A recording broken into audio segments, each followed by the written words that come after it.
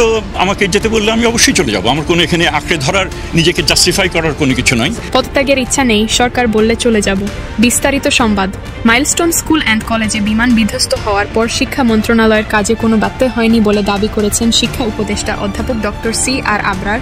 তাই নিজ থেকে পদত্যাগ করার কোনো ইচ্ছা তার নেই, তবে সরকার নিয়োগকারী কর্তৃপক্ষ বললে চলে যাবেন বলে জানিয়েছেন শিক্ষা উপদেষ্টা। পদ আঁকড়ে রাখতে আসেননি, নিজেকে জাস্টিফাই করার কোনো কিছু নেই। গতকাল সচিবালয়ে সাংবাদিকদের সঙ্গে আলাপকালে প্রশ্নের জবাবে উপদেষ্টা এই কথা জানান।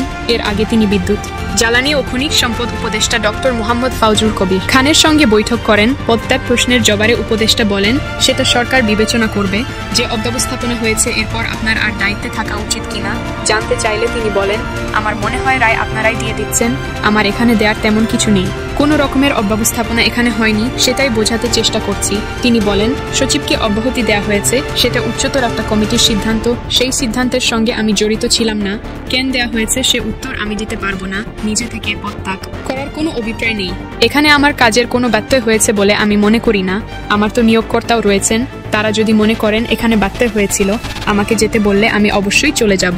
এখানে আঁকড়ে ধরার, নিজেকে জাস্টিফাই করার কোনো কিছু নেই।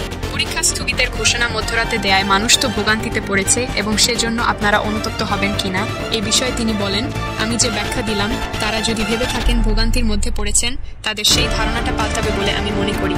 বাস্তবে অনেক শিক্ষার্থী রয়েছেন এবং তাদের পিতামাতা রয়েছেন, তারা অসন্তুষ্ট হয়েছেন পরীক্ষাটা কেন সময়মতো হলো না, এই বাস্তবতাটা কিন্তু রয়েছে, সেটাও একটু বিবেচনার মধ্যে নিতে হবে। মাইলস্টোনের ঘটনার পর শিক্ষা মন্ত্রণালয় থেকে কোনো ধরনের কমিটি গঠন বা শোক প্রকাশ করা হয়নি।